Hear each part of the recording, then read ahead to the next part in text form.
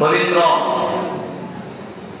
মুহররমুল হারামাইন প্রথম জুমার বারে হিজরি নববর্ষ 1447 হিজরি নববর্ষের আজকের প্রথম দিবস প্রথম জুমার বারে আপনাদের তালুকদার বাড়ি বাইতুল মামুর জামে মসজিদ সকল মুসলিম আযমদেরকে জানাই আন্তরিক মোবারকবাদ এবং হিজরি নববর্ষের শুভেচ্ছা জানিয়ে আজকের বিষয়ভিত্তিক বয়ান আমরা করব যে রব তাআলা আমাদেরকে একটি বছর পর আবার নতুন সূর্য উদয় হয়েছে, নতুন বছর, নতুন দিন।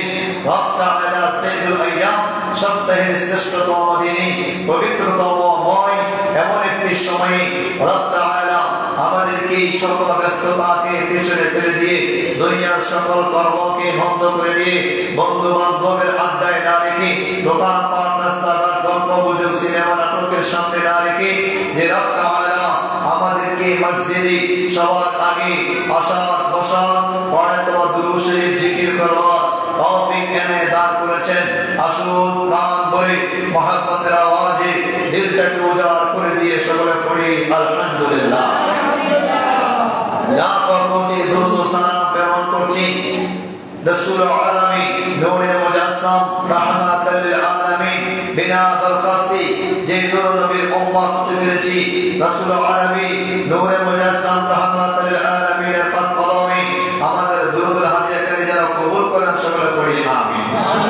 মুআজ্জিজ মুহতারাম হাজিরিন দিওয়ার উলামায়ে কেরাম, মুরব্বিয়ানে নিজাম, হুজ্জাজে নিজাম, হুফাজে নিজাম, তালাবায়ে নিজাম, সর্বস্তরের মুসল্লি বাবারা, মাইকের সাউন্ড যতটুকু যাচ্ছে, অমরা সমরা সালেহা আমার মা ও বোনেরা সকলকে হিজরি নববর্ষের শুভেচ্ছা জানিয়ে আবার অন্তরস্থল থেকে সালাম জানাচ্ছি।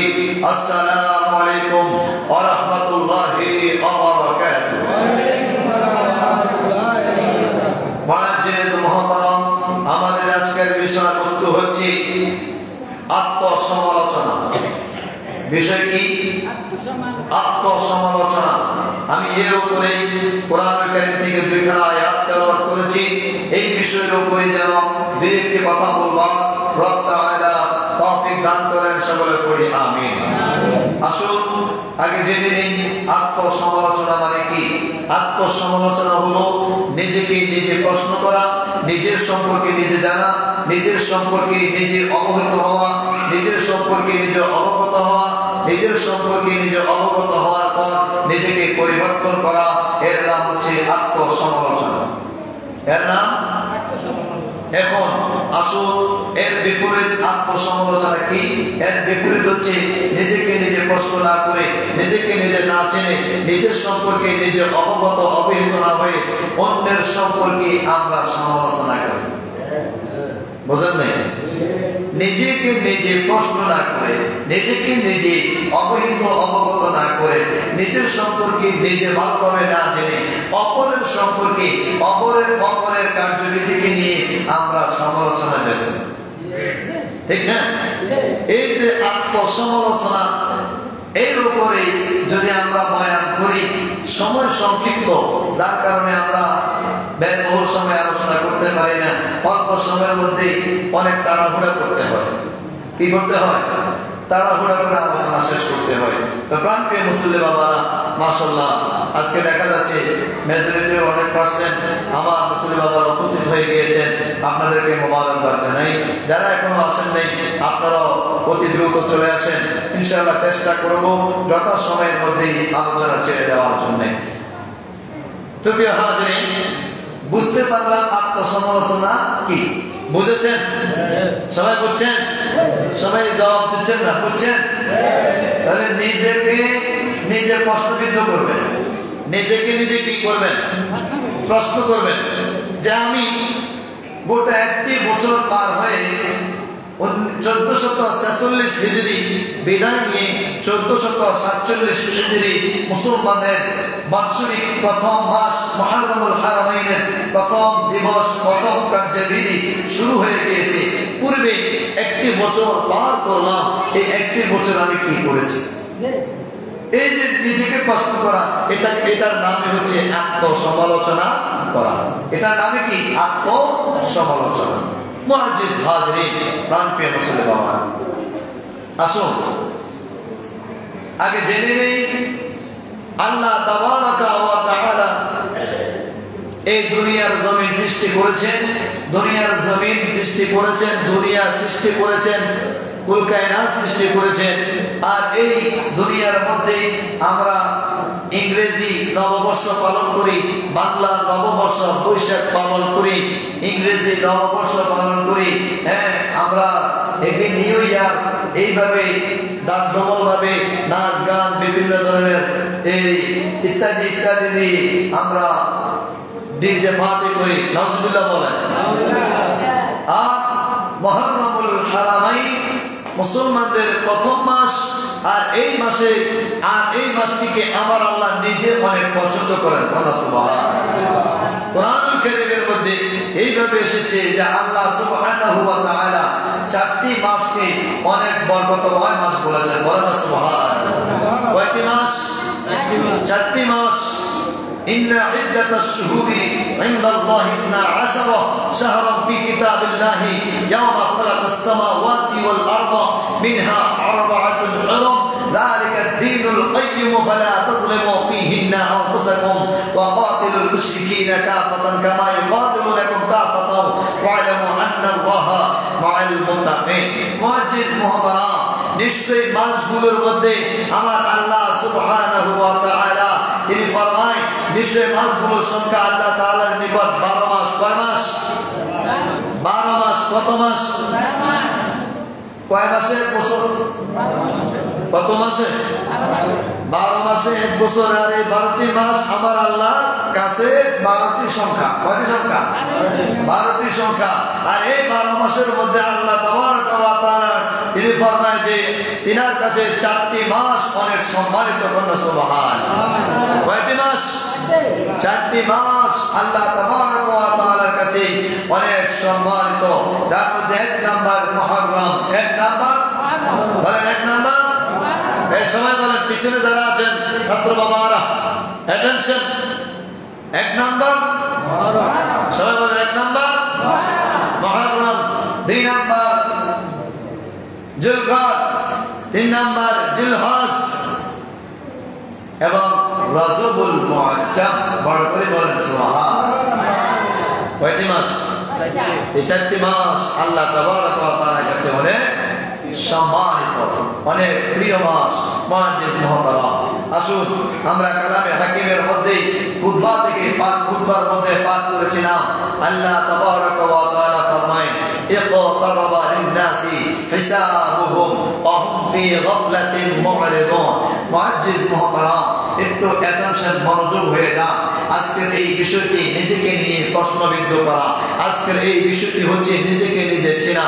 আজকের এই বিষয়টি হচ্ছে আমি নিজে কি করলাম এর উপরেই আলোচনা।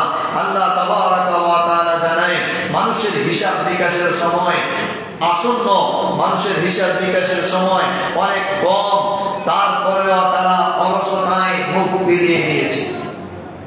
এরপর মানুষ কি অলসতায় মুখ ফিরিয়ে নিয়েছে, ফিরিয়ে রয়েছে। নিজেকে নিজে প্রশ্নবিদ্ধ করছে না, নিজেকে নিজে চিনতেছে না, নিজের সম্পর্কে নিজে অবগত হচ্ছে না।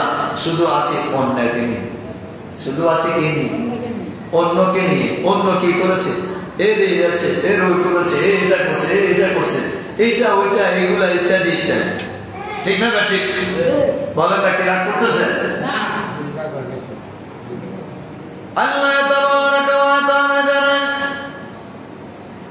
ইকতারাবা লিন-নাসি হিসাবুহুম ওয়া হুম ফি গাফলাতিন মু'রিদুন। আমাদের সময় একেবারে কম। দেখা যাচ্ছে দুনিয়ার মানুষ, একটু উদাহরণ বিষয় যেহেতু ওইটা নয়, দেখা যায় বাবার কাঁধের মধ্যে সন্তানের লাশ। বাবার কাঁধে কার লাশ? বাবার কাঁধের মধ্যে সন্তানের লাশ। যে বাবা জন্ম দিল, যে মা গর্ভে ধারণ করলো, দেখা যায় মা বাবা দুনিয়ার জমিনের মধ্যে আছে, কিন্তু সন্তান দুনিয়ার জমিন থেকে পরকালে পাঠিয়ে দিছে।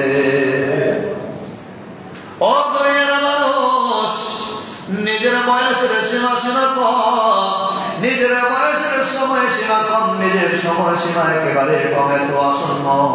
এরপরেও নিজের আত্মসমালোচনা করলাম না, এরপরেও নিজেকে পরিবর্তন করলাম না।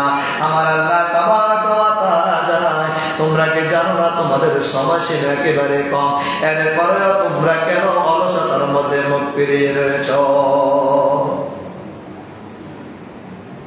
ও দুনিয়ার মানুষ, এটা আরো একটু উদাহরণ যদি দেই।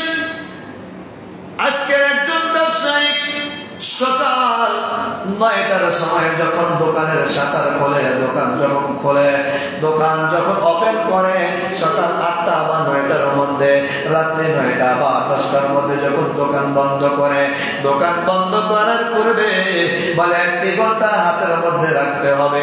আজকে সারাদিনে আমি কত টাকা বিক্রি করলাম, কত টাকা আমি আজকে বিক্রি করলাম, আজকে কত টাকা খরচ করলাম, আজকে আমার নিজের খরচ কত, আজকে যারা আমার দোকানের মধ্যে কর্মী আছে তাদের খরচ কত, আজকে কত টাকা বিক্রি করলাম, এর মধ্যে আয় ব্যয় হিসাব করিয়া তারপরে দোকানের শাটার বন্ধ করে নিজের পকেটের মধ্যে টাকা ভরে নিয়ে আসে। দুনিয়ার মানুষের আমার আল্লাহ মায়ের গর্ভের মধ্যে থেকে দুনিয়াতে পাঠিয়েছেন, আবার মায়ের গর্ভের মধ্যে দুনিয়াতে পাঠানোর পর আমার আল্লাহ আজরাইল আলাইহিস সালাতু ওয়াস সালামের মাধ্যমে যখন আমাদের রূহটা কবজ করে নিয়ে যাবে, যখন আমরা অন্ধকার কবরের মধ্যে চলে যাব, যখন আমাদেরকে প্রশ্ন করবে দুনিয়ার মানুষ, এই যে আপনি দুনিয়ার মধ্যে যে সামান্য বয়সটা পাইলেন, এই দুনিয়ার সামান্য বয়সের মধ্যে কি করলেন? যদি আপনি নেক আমল করেন, যদি আপনি আমলের পঞ্জি যদি আপনার বাড়ি হয়, যদি আপনার ঈমান ও আমল যদি ঠিক থাকে, ও দুনিয়ার মানুষ কবরের মধ্যে আপনি শান্তি পাবেন। আর যদি আপনি দুনিয়ার জমিনের মধ্যে আপনার আমলের বাড়ি যদি আপনি না করতে পারেন, তাহলে কবরের মধ্যে আপনার জন্য আযাব রয়েছে। দুনিয়ার মানুষ যাই না, যদি আপনি দুনিয়ার জমিনের মধ্যে একটা ব্যবসা বাণিজ্য করার কারণে আজকের সারাদিনের আয় ব্যয়ের হিসাবটা আপনি করতে পারবেন, তাহলে দুনিয়ার জমিনে আল্লাহ আমাকে আপনাকে পাঠিয়েছে, কেন আমার আপনার নেক আমলের হিসাব কেন করতে পারবেন না? বুঝেন নাই? এত সহজ ভাবে বললেন, এরপরে বুঝেন নাই না? আরো লাগে দিতে দোকানের ব্যবসা বাণিজ্যের হিসাব যদি বুঝতে পারেন, দুনিয়ার আয়, দুনিয়ার সম্পদ, দুনিয়ার দোকানের আয় ব্যয়, দুনিয়ার বিক্রি করা, দুনিয়ার খরচের যদি আয় ব্যয় হিসাব যদি আপনি করতে পারেন, আমার আল্লাহ যে দুনিয়াতে পাঠিয়েছেন নেক আমল করবার জন্য, আমার আল্লাহ যে দুনিয়ার মধ্যে পাঠিয়েছেন আল্লাহর ইবাদত বন্দেগী করবার জন্য, এটার হিসাব কেন আমি আপনি নিজে বুঝলাম না? এটার বুঝি না। এই জন্য আমার আল্লাহ বললেন সময় কম, নিজেকে নিজে প্রশ্নবিদ্ধ করো, নিজেকে নিজে চিনো, নিজের জীবনকে নিজে পরিবর্তন করো। আমার আল্লাহ অন্য জায়গায় জানিয়ে দেয়, সবাই আমার সাথে বলেন বিসমিল্লাহির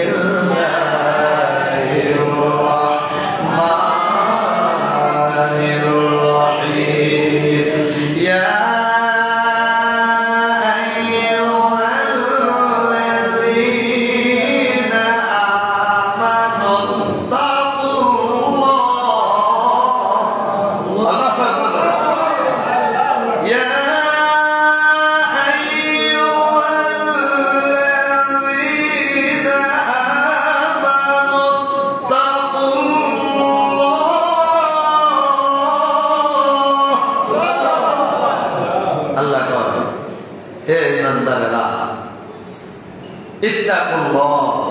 তোমরা আমি আল্লাহকে ভয় করো, বড় করে বলেন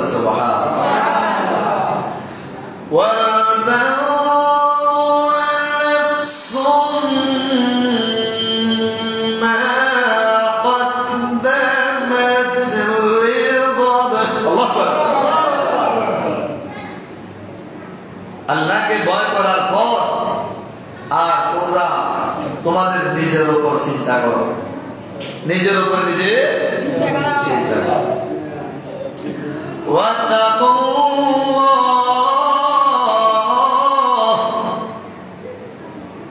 আল্লাহকে ভয় করো,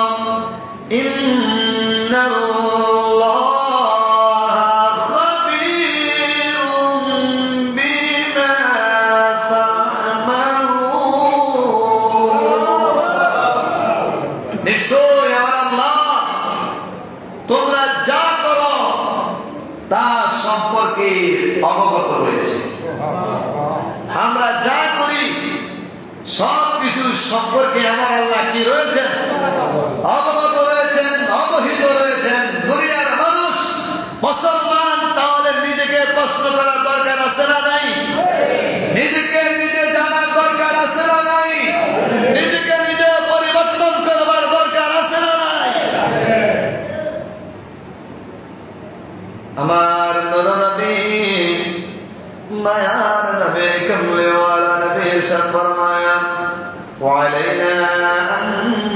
نحاسب قبل حساب الله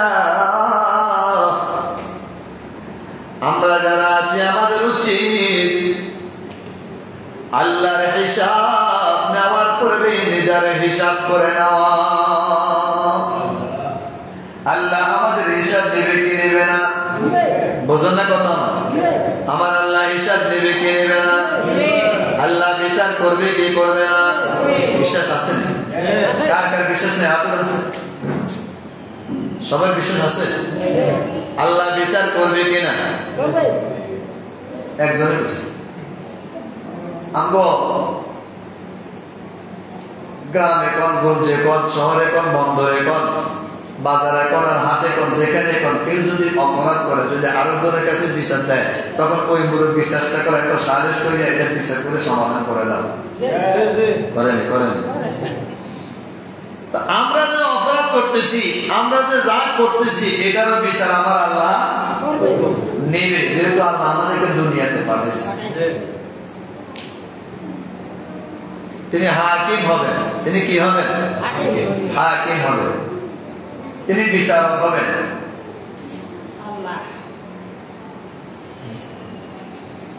নিজের হিসাব নিজে করে নেওয়া। আমার আল্লাহ হিসাব নেওয়ার পরে এরপরে আমার নূর নবী কি কয়? বলেন নবী সাল্লাল্লাহু আলাইহি ওয়াসাল্লাম, আমার নূর নবী ইরশাদ ফরমায়, ফাহাসিবু আনফুসাকুম ক্বাবলা আন তুহাসাবু ওয়াযিনু ক্বাবলা আন তুওয়াজ্জানু। বল সুবহানাল্লাহ। আমার রাসূল নবী সাল্লাল্লাহু আলাইহি ওয়াসাল্লাম ইরশাদ ফরমায়, তোমাদের হিসাব নেওয়ার পূর্বে তোমরা নিজেদের কর্মের হিসাব করে নাও, তোমার নিজের আমলের হিসাব তুমি নিজে করে নাও। আমার নবী জানিয়ে দেয়, আল কাইয়িসু মান দানা নাফসাহু আমিলা লিমা বাদাল মাউত। আর ওই ব্যক্তি তো বুদ্ধিমান যে ব্যক্তি নিজের নফসকে আয়ত্ত করে, মৃত্যুর অবান্তর কামনা বাসনা করে। দুনিয়ার মানুষ ওই ব্যক্তি তো বুদ্ধিমান, অন্ধকার কবরে যাওয়ার পূর্বে নিজের নফসকে যে নিয়ন্ত্রণ করে, ওই ব্যক্তি তো বুদ্ধিমান। অন্ধকার কবরে যাত্রী হওয়ার পূর্বে কবরের সামানা তৈরি করবে, ওই ব্যক্তি তো বুদ্ধিমান যে আমার আল্লাহর ইবাদত বন্দেগীর মধ্যে লিপ্ত থাকে, দুনিয়ার কর্মেও করে। আর কর্ম যখন করে আমার আল্লাহর হুকুম আহকাম মেনে চলে, যখন ওই ব্যক্তি তো বুদ্ধিমান। অন্ধকার কবরে আযাব হবে সে জানে, ওই ব্যক্তি তো বুদ্ধিমান। অন্ধকার কবরে আযাব হবে, জাহান্নামের আগুনের মধ্যে লিপ্ত হবে, ওই ব্যক্তি তো বুদ্ধিমান। ওই অন্ধকার আযাব, অন্ধকার কবরে জাহান্নামের আগুন থেকে বাঁচার জন্য নিজেকে নিজে পরিবর্তন করিয়া আমার আল্লাহর হুকুম আহকামের মধ্যে লিপিবদ্ধ করে না। আর বড় করে বলুন আল্লাহু আকবার। ও দুনিয়ার মানুষ, আমার রাসূল নবী সাল্লাল্লাহু আলাইহি ওয়াসাল্লাম আরো জানায়, ওয়াল আজিজু মান ইত্তাবা নাফসাহু হুয়া ওয়া তামান্না আলা আল্লাহি আমানিয়া। ও দুনিয়ার মানুষ, যায় না আর পরাজিত ওই ব্যক্তি যে নিজেকে দুনিয়ার কামনা বাসনার জন্য লিপিবদ্ধ করে নিয়েছে। বড় করে বলেন নাউযুবিল্লাহ। দুনিয়ার জন্য যে ব্যক্তি লিপিবদ্ধ করে নেয়, দুনিয়ার কামনা বাসনার জন্য যে ব্যক্তি লিপিবদ্ধ করে নেয়, দেখবেন কিছু লোক আছে শুধু কয় আমার সম্পদ আরো লাগবে, দেখবেন কিছু লোক আছে কয় আমার টাকা পয়সা এটা হবে না, আরো লাগবে। দুনিয়ার বাসনা, দুনিয়ার কামনা, শুধু কয় লাগবে, শুধু কয় আরো লাগবে, শুধু কয় আরো লাগবে। কয় টাকা 1 কোটি তো কিছুই না, কয় আরো লাগবে। সম্পদ তার 4 কানি 5 কানি, কয় তো কিছুই না, কয় আরো লাগবে।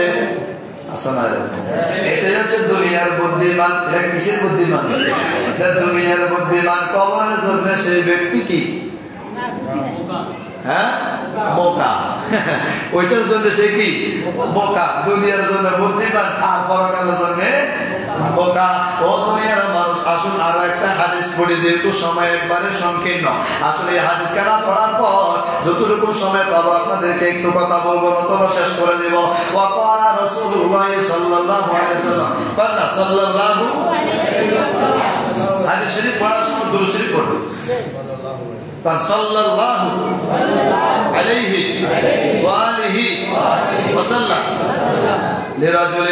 লিরাজুলিন ওয়া হুয়া ইয়াযুহু ইগতানিম খামসা ক্বাবলা খামসিন শাবাবাকা ক্বাবলা হারামিকা ওয়া সিহাতাকা ক্বাবলা সুকমিকা ওয়া গিনাআকা ক্বাবলা ফাকরিকা ওয়া ফারাগাকা ক্বাবলা শুগলিকা ওয়া হায়াতাকা ক্বাবলা মাউতিক রাওয়াহু তিরমিজি ইলা আখিরিল হাদিস আও কামা ক্বালা আলাইহি সাল্লাতু ওয়াস সালাম। বড় করে কোনজায় বলে সুবহানাল্লাহ। রাসূলুল্লাহ নবী সাল্লাল্লাহু আলাইহি ওয়াসাল্লাম একজন ব্যক্তিকে উপদেশ দিতে গিয়ে তিনি ফরমান, একজন ব্যক্তিকে কি দিয়েছেন? উপদেশ দিয়েছেন। উপদেশ দেওয়ার সময় তিনি বলতেছেন যে তুমি পাঁচটি বিষয়ের পূর্বে তুমি মূল্যায়ন করো। কয়টি বিষয়? সবাই কয় না? আমাদেরকে কবার কইতাম, কতদিন বলতাম? যখন মনে করবেন আমি না, যে কোনো ব্যক্তি যখন এই জায়গাটার মধ্যে বসবে তখন উনি শিক্ষক। তিনি কি শিক্ষক? আপনারা ছাত্র। জুমার দিনে মাত্র অল্প সময়ের জন্য আসি, এর মধ্যে থেকে যদি আপনি একটা হাদিসও যদি আপনি শিখতে পারেন বা একটি আমলও যদি শিখে নিতে পারেন, এটাই কামিল। কথা বুঝছেন না? তাহলে তো ওয়াজের দরকার ছিল। আপনারা আয়াতের আরো জোর ওয়াজ জানতে পারেন যে আমাদের টাইমে স্যার আল্লাহু আকবার কথা বল মোয়ানের দরকার ছিল। পুরা সপ্তাহে তো রাস্তাঘাটে দোকান পাটে গল্প গুজবে এইদিকে শেষ। একদিনের মধ্যে মাত্র 1 ঘন্টা সময় মসজিদে আসে, এইদিকে তাকান এইদিকে কথা কর, নাউজুবিল্লাহ করেন। মসজিদের মধ্যে দুনিয়াকে কথা বলতে নিয়ে আসছেন, দুষ্টামি করতে নিয়ে আসছেন, ঘুমাইতে নিয়ে আসছেন। বাইক ঘুমাইতে পারেন না, এত সুন্দর মাশাআল্লাহ দিলে হুজুরের রুম থেকে টানে গরম কত দিয়ে কথা কয় না। যাই হোক, মারালা কয় না তো রাগ করেন মাঝে মাঝে।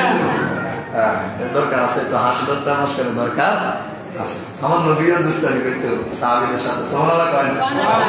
যাই কোদিকে যাইতে সময় নষ্ট হয়ে যাবে। তো কয়টা বিষয়? কয়টা বিষয়?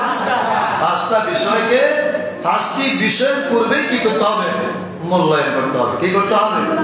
মূল্যায়ন করতে হবে। 1 নাম্বার আমার নবী ফরমাইতেছেন ইগতানিম খামসা ক্বাবলা খামসিন শাবাবাকা ক্বাবলা হারামিকা ওয়া সিহাতাকা ক্বাবলা সুকমিকা ওয়া গিনাআকা ক্বাবলা ফাকরিকা ওয়া ফারাগাকা ক্বাবলা শুগলিকা ওয়া হায়াতাকা ক্বাবলা মাউতিক। 1 নাম্বার হচ্ছে বৃদ্ধ বয়স হওয়ার পূর্বে আমার আপনার যে যৌবনকাল আছে এটাকে মূল্যায়ন করা। বুঝলেন না? যাদের বয়স বেশি হয়ে গেছে, এখন আপনারা নিজেকে চিন্তা করেন চাই, আমগো সময় আমরা তো এখন নওজোয়ান, কথা কোন বোঝেন না? যে 30 বছর 40 বছরের মানুষ হলো কি নওজোয়ান। এর উঠতে যখন চলে যায় তখন মোটামুটি একটু হারিয়ে শরীরটা একটু কি হয়ে যায়, লাসার হয়ে যায়। আমরা কি হয়ে যায়? লাসার হয়ে যায়, দুর্বল হয়ে যায় নাকি? এরা করে নিব না। তো এই যে আপনার নওজোয়ানি যৌবনের যে শক্তিটা আছে এটাকে মূল্যায়ন করার দরকার আছে না? মূল্যায়ন করার দরকার আছে না? এখন মূল্যায়ন কেমনে করবেন? আলোচনা মানে আমরা তো এটাই মনে করি, ঠিক না? ও মা আর মতো লোক নিজের আর কেউ আসেনি, বাড়ি বাড়ি কি হইব? নাউজুবিল্লাহ কয় না? বোঝো না কি কন্যা? সে কি ওই বোকা, সে কিসে আছে? বোকা স্বর্গে আছে। তোর নিজের বৃদ্ধ বয়স হওয়ার পূর্বে যৌবনকে নিজে কি করা? মূল্যায়ন করা। যৌবনকালে ইবাদত যা করবেন আল্লাহকে সেটা পছন্দ। সুবহানাল্লাহ করেন, সুবহানাল্লাহ ভাই যে কই জোরে কর সুবহানাল্লাহ। এই আর না বুঝা গেছে বাইরে না খাইছে, না খাইলে মানুষের শক্তি বেশি হয়, কথা ঠিক নেই? এই জন্য শুক্রবার আইলে মাঝে মধ্যে সুবহানাল্লাহ আলহামদুলিল্লাহ আল্লাহর জোরে জোরে কইবেন, বাড়িতে যাতে একটু ভাত বেশি করে খাইতে না। আলহামদুলিল্লাহ কয় না? শুকরিয়া আদায় করবো কার? আর জোরে বলেন না, শুকরিয়া আদায় করবো কার? বড় করে বলেন আলহামদুলিল্লাহ। তাহলে বৃদ্ধ হওয়ার পূর্বে যৌবনকে কি করতে হবে? মূল্যায়ন। কিসের মধ্যে? ইবাদতের মধ্যে। কিসের মধ্যে? ইবাদতের মধ্যে, নেক আমলের মধ্যে, আর যে কর্ম করবেন সৎ কর্মের মধ্যে। 2 নাম্বার আমার নবী কয় তোমার অসুস্থতা হওয়ার পূর্বে সুস্থতাকে মূল্যায়ন করো। এই যে আমরা অসুস্থ হয়ে যাই, যখন দেখবেন কোন ব্যক্তি যখন ডায়রিয়ার মধ্যে লিপ্ত হয়, কোন ব্যক্তি যখন জ্বর সর্দি কাশির মধ্যে লিপ্ত হয়, দেখা যায় কত মানুষ হার্টের ব্লকের মধ্যে পড়ে যায়, কত মানুষ ডায়াবেটিসের রোগের মধ্যে আক্রান্ত হয়ে যায়। দেখা যায় ফজর নামাজের পরে কত মহিলা দৌড়াদৌড়ি করে, কত বৃদ্ধ দৌড়াদৌড়ি করে। জিজ্ঞেস করলাম কেন এত দৌড়াদৌড়ি, এত ভোরবেলায় আপনার তো এনে আসার দরকার ছিল না, বা ডাক্তারের কইছে সকালবেলা দৌড়াদৌড়ি করতাম। ডাক্তারের কাছে কি করতো? দৌড়াদৌড়ি করতো ডায়াবেটিস নিয়ন্ত্রণ করবার জন্য। এই যে আপনি রোগে আক্রান্ত হইলেন, অসুস্থতার মধ্যে পড়ে গেলেন, যখন আপনি সুস্থ ছিলেন, তখন আপনি সুস্থতার মধ্যে ছিলেন, এই সুস্থতাকে আপনি মূল্যায়ন করতে হবে, এই সুস্থতাকে আপনি মূল্যায়ন করতে হবে, রব তাআলার শুকরিয়া আদায় করতে হবে। আর সুস্থ থাকা অবস্থায় আমার আপনার ইবাদত বন্দেগী বাড়িয়ে দিতে হবে। অসুস্থ হইলে তো আল্লাহ আল্লাহ কয় না, কয় না, ও মা গো, তোর আল্লাহরে এত বলার মুখে যারা আল্লাহ ছাড়া কথা, আর যখন সুস্থ থাকো টিয়া টিয়া টিয়া সম্পদ দুনিয়া দুনিয়া নাউজুবিল্লাহ কয় না, ঠিক নেই ঠিক নেই। আচ্ছা 23 বাজে গেছে, কত বাজে গেছে? 23। আর তো বাজে না, তো এই দুটা কথা শেষ করে দিই। অসচ্ছলতা, অসচ্ছলতা বুঝেন তো? তখন মোটামুটি দেখবেন যে পরিবারকে খাওয়ানোর মতন, নিজের চলার মতন একেবারে কি হয়ে গেছে। হ্যাঁ, টাকা পয়সা ইনকাম ধন সম্পদ সবকিছুর মধ্যে একেবারে কমে যাচ্ছে, না যে পরিবার চালানোর মতন অসচ্ছলতার মধ্যে পড়ে গেছে। যখন আপনার সচ্ছলতা ছিল, তখন আল্লাহর নিয়ামতের প্রতি আপনি শুকরিয়া আদায় করার দরকার ছিল। আর এই নিয়ামতকে যদি আল্লাহ শুকরিয়া আদায়ের মাধ্যমে যদি আপনি রাখতে পারতেন, তাহলে আল্লাহ আপনাকে অসচ্ছলতা দিবে না। বড় করে কন্যা সুবহানাল্লাহ। তাহলে মূল্যায়ন দরকার আছে নি? এবার আছে 6 নাম্বার, তোমার ব্যস্ততার পূর্বে অবসর যে সময়টা আছে এটাকে মূল্যায়ন করা। এটাকে কি করা? মূল্যায়ন করতে হবে। 5 নাম্বার, মৃত্যুর আগে এই যে আমাদের হায়াত আছে, এই হায়াতকে মূল্যায়ন করতে হবে। হায়াত থাকাকালীন অবস্থায় আর মূল্যায়ন করে আল্লাহর ইবাদতের মধ্যে কাটিয়ে নিজেকে আমরা পরিবর্তন করার মাধ্যমে কবরের কি করতে হবে? সামানা তৈরি করতে হবে, কবরের চিন্তা করতে হবে। তাই হায়াত যেহেতু রয়েছে, হায়াত যেহেতু আল্লাহ দিয়েছে, যে কয়দিন সময় রব তাআলা দুনিয়ার মধ্যে রাখতেছেন, এটার মূল্যায়ন করা দরকার আছে। আসুন সর্বশেষ একটা কথাই বলে শেষ করে দিব। এখন মুহররমুল হারামাইন আমরা চেষ্টা করব নিজেকে পরিবর্তন করা। মুহররমুল হারামাইনের প্রথম দিবস, প্রথম জুমাবার কিতাবে এসেছে আমার রাসূল আরবি সাল্লাল্লাহু আলাইহি ওয়াসাল্লাম রমজান মাসের পর সর্বোত্তম রোজা হলো আল্লাহর মাস মুহররমের রোজা রাখা। কন্যা সুবহানাল্লাহ। তো মুহররমের রোজাটা কি? দেখা যাচ্ছে মাহে মুহররমের 10ই মুহররম রোজা রাখা। তো এখন আমার ইহুদি যারা আছে তারাও আবার এই দিনে রোজা রাখতো।